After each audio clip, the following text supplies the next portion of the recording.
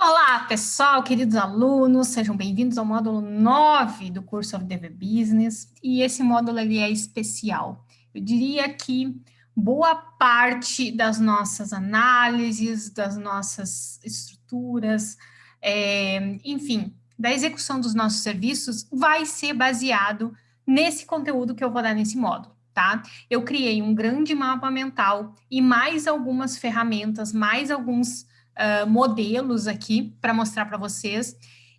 Aqui nós vamos falar do plano de negócios. Lembra que lá na primeira fase do curso a gente viu um pouco de plano aplicado ao escritório de advocacia, a gente viu um pouco de modelo de negócios. Quando a gente estudou ali empresas familiares, a gente viu um pouco mais do modelo Canvas, né, para aplicar às empresas familiares. Mas aqui, então, nós vamos ver o universo completo. E por que eu decidi fazer assim meio picadinho, meio misturadinho, para a gente ir absorvendo aos poucos, porque a maioria dos alunos aqui do curso são recém-formados em direito, não tem muita experiência aí na questão prática de lidar com empresas mesmo, né? Não tem muitas familiaridades com esses conceitos, então a gente vai introduzindo aos poucos.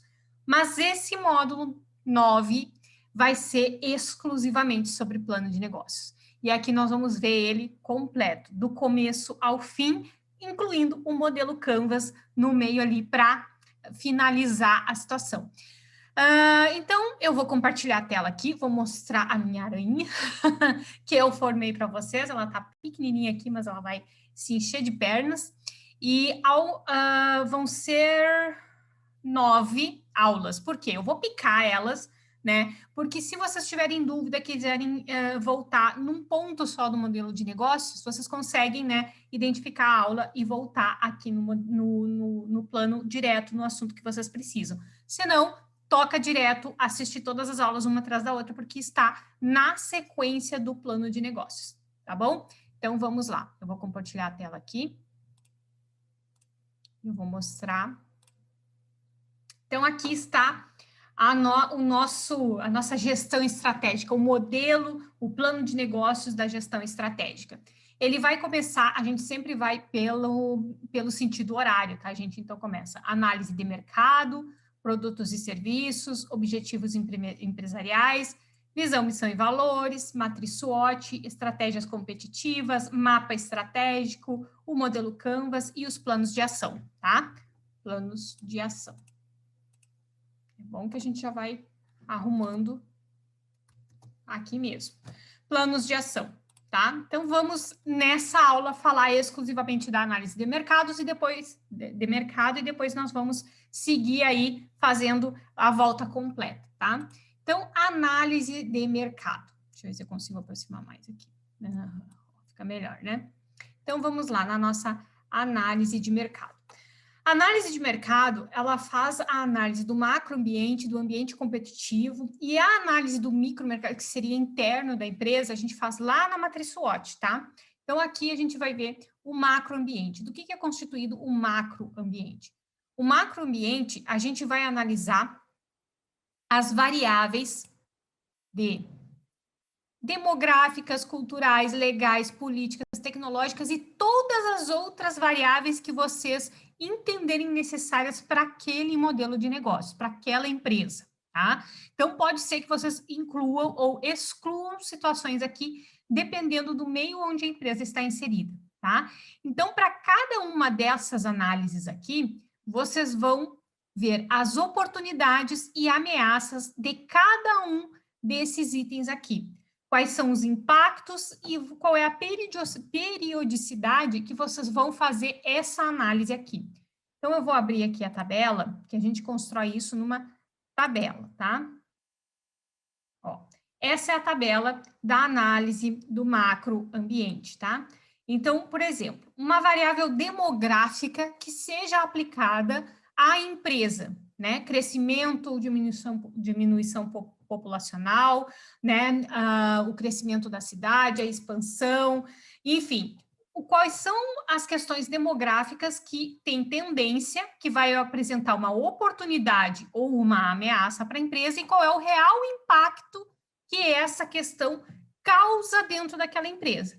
Isso aqui é uma análise do macroambiente, tá? Então, cultural, mudanças culturais que podem ser oportunidades ou ameaças, e qual impacto gera diretamente dentro da empresa.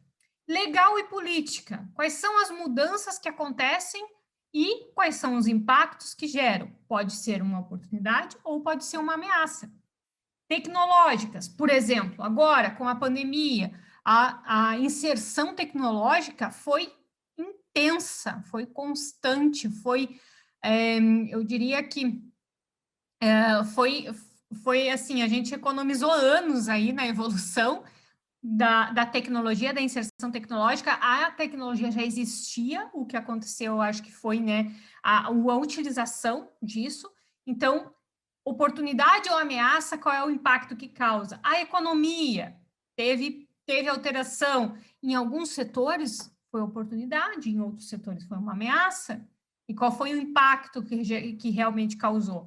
Então, quando a gente fala em análise de macroambiente, nós estamos falando de todas as alterações sociais, as alterações no ambiente externo, né? No macro, no país, no mundo, né? No estado, enfim, que pode ser uma ameaça ou uma oportunidade e que vai causar um impacto direto.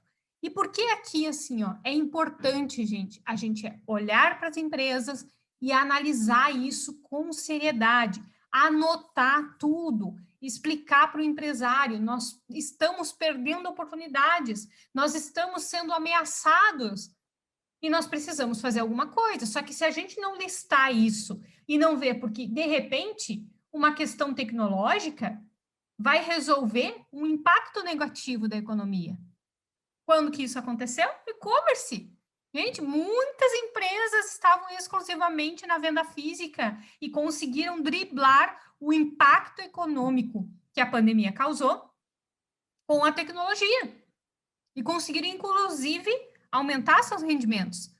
Então, essa análise aqui, ela serve para a gente olhar para todo o cenário que se apresenta e ver quais são as oportunidades que nós podemos aproveitar, porque sempre vão ter aspectos que vão ser ameaçadores, mas tem outros que são oportunidades e a gente vai anulando e combatendo o outro. Mas primeiro nós temos que analisar os impactos que isso causa. O que realmente gera dentro da empresa?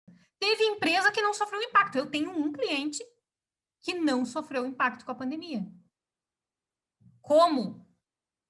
Eu, até agora, estou tentando descobrir como que eles não sofreram esse impacto. Porque eles não perderam o faturamento, eles não diminuíram, eles chegaram a fechar, mas assim, ó, no contexto geral, eles não sofreram um impacto significativo. Não mais do que eles já estavam acostumados a sofrer por outras questões. Então, assim, isso acontece, mas quando que a gente vai descobrir? Quando a gente está de olho analisando todas essas questões, tá? Então, esse macroambiente, a gente analisa as variáveis do macroambiente, você pode incluir outras variáveis aqui. O que é oportunidade? O que é ameaça? Quais são os impactos que essas oportunidades ou ameaças causam dentro da empresa? Até vou colocar aqui, impactos que causam dentro da empresa, né? Então, os impactos externos que causam. E, periodicamente, é preciso refazer essa análise do macroambiente, tá? Então, eu não coloquei uma periodicidade aqui, geralmente eu coloco de 6 em 6 meses. Algumas empresas que estão patinando, que estão com problemas, com questões mais sérias, eu coloco até de 3 em 3 meses, para a gente realmente, assim, ó, ir pontinho por pontinho, conseguindo levantar a empresa. Então, a periodicidade vai depender da necessidade. E tem a análise do ambiente competitivo. O que é a análise do ambiente competitivo? Tem a análise do macro, que a gente viu, que é o todo do mundo, né? De todas as questões sociais que podem impactar no negócio. Mas aqui, o ambiente competitivo, tu vai considerar a empresa dentro daquele ramo de atividade, daquela situação ali. E aí, dentro desse ramo de atividade, com os concorrentes que ela tem, com a competitividade que ela trabalha, qual é o grau de rivalidade entre as empresas? aquelas empresas daquele setor, naquela localização, no mercado que ela está atuando, qual é o grau de rivalidade que tem entre as empresas. Nem sempre é um grau alto, às vezes tem um grau baixo. Ameaça de novos entrantes. Qual é a ameaça que ela pode sofrer de novas empresas do mesmo ramo se instalarem e passarem a competir com ela? Então, esses novos entrantes, essas é uma oportunidade.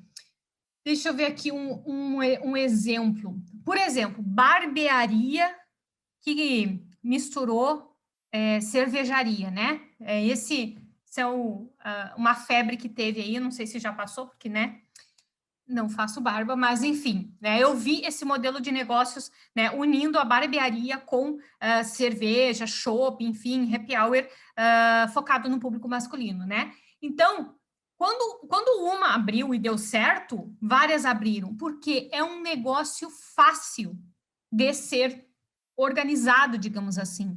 O barbeiro, que era aquele cara lá, ele poderia abrir uma barbearia assim também. O dono do bar, que tem um bar, né, ele pode chamar o amigo ou um conhecido que é barbeiro e, enfim, e propor um negócio. É fácil ter um novo negócio no mesmo ramo para competir, porque a estrutura em si não é uma estrutura que requer uma qualificação muito grande. Então, a ameaça de novos entrantes é muito grande. Ameaça de produtos substitutos. Então, qual é a ameaça que aquela empresa tem de desenvolverem um negócio, um produto, um serviço muito semelhante, que não vai competir diretamente porque não é a mesma coisa, mas é um produto que substitui aquilo que aquela empresa vende. Qual é o nível de ameaça de produtos substitutos, né? E aí a gente passa para o poder de barganha dos compradores. Ou seja, imagine uma feira livre, né? Uma feira livre ou um brechó, algo bem popular. Qual é o poder de barganha dos compradores? Eles têm poder de barganha porque são comércios que são acostumados a barganhar preço, né? São situações que são acostumadas a barganhar. Agora, tu vai barganhar preço para comprar uma Ferrari, um Porsche, um produto mais caro? Ninguém barganha para comprar um iPhone, ninguém barganha. Porque não tem poder de barganha com esse tipo de produto. Então, o produto do teu cliente, o cliente dele, ele tem poder de barganhar aquilo ali, porque o vizinho vende mais barato, porque ele tem esse poder ou ele não tem. É um produto específico, é um comércio determinado, que não vai aceitar barganhar preço. Então, esse é uma análise importante a ser feita. Outra análise importante a ser feita é o poder de barganha dos fornecedores. Então, por exemplo, se nós formos imaginar aí alguns produtos específicos da agropecuária, da construção civil, tem grandes empresas e poucas nacionais e internacionais que vendem produtos específicos e que eles vendem pelo preço que eles querem. Porque, e aí, quem tem eles como fornecedores, as empresas, né, que é B2B, essa relação, não tem poder de barganha com esses fornecedores. Esses fornecedores impõem preço, prazo, qualidade, periodicidade de fornecimento, né? O poder de barganha do fornecedor sobre as empresas, né, que vai vender para o consumidor final, é muito grande. Você não tem, a empresa não tem poder de barganhar com eles, porque são fornecedores fortes. Agora, quando tem muita matéria-prima sendo vendida por várias empresas de uma determinada coisa, de um determinado insumo para uma empresa, o poder de barganha dos fornecedores é extremamente baixo. Os fornecedores brigam por clientes, né? Então, esse poder de barganha dos fornecedores, ele é importante no sentido de que os negócios do teu cliente, a empresa do teu cliente, ela está refém dos fornecedores dele? O que a gente pode construir? O que a gente pode montar? Né? Quais são as nossas possibilidades, as oportunidades que podem surgir para a gente diminuir esse poder que esse fornecedor exerce sobre essa empresa? Isso é uma questão importante. E aí, depois disso, vem todo o alinhamento de contratos, porque se é um fornecedor que tu tem que estar sempre tratando, né, a pão de ló, como a gente brinca, porque eles têm muita força no mercado, se eles decidirem não vender para ti, eles não vendem e acabou o negócio do teu cliente também.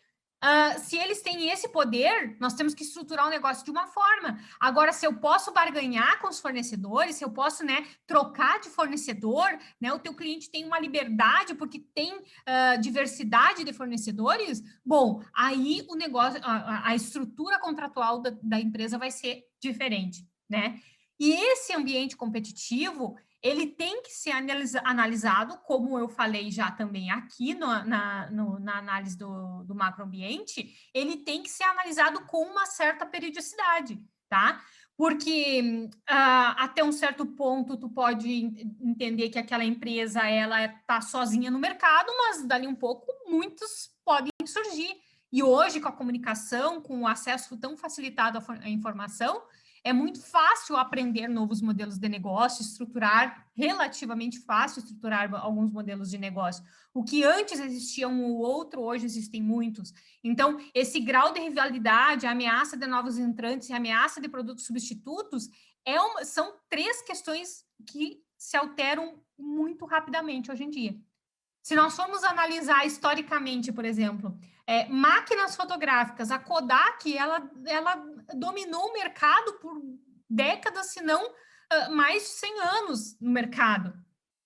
Agora, se tu for ver, cadê a Kodak? Ela não está mais trabalhando com máquina fotográfica, até via marca, muito boa, por sinal, um digitalizador, frente e verso, enfim, uma câmera, uma máquina muito, muito boa. Mas eu acredito que tenha comprado só a marca, só, né? Então, assim, depois disso, quanta coisa surgiu, quantos produtos substitutos surgiram da máquina fotográfica de filme, que a Kodak era dominante no mercado, e hoje não se fala mais desse tipo de máquina. Então, a ameaça de produtos substitutos, locadoras de vídeo, né, que antes a gente locava, hoje tem o Netflix, produto substituto, só que o Netflix se substituiu a si próprio, porque ele também era uma locadora. Então, essa análise dessas ameaças, de grau de rivalidade, ameaças de novos entrantes e produtos substitutos, ela é importante porque ela é dinâmica. O poder de barganha dos compradores e dos fornecedores é importante também, porque uma hora tu está dominando o mercado, outra hora vem a um monopólio de fornecimento de insumos e o teu cliente vai ficar nas mãos dos fornecedores.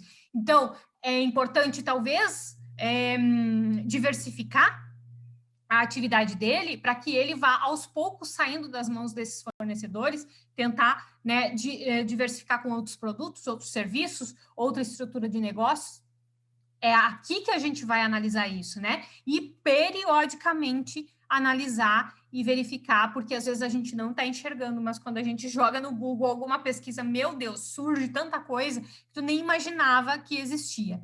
Tá, gente? Então, sobre análise de mercado, era isso, tá? Eu vou passar para produtos e serviços, mas vai ser na próxima aula. Olha o mosquito. Vai ser na próxima aula. Que a gente vai conversar sobre os produtos e serviços, como que isso entra na análise do plano de negócio, na construção do plano de negócios.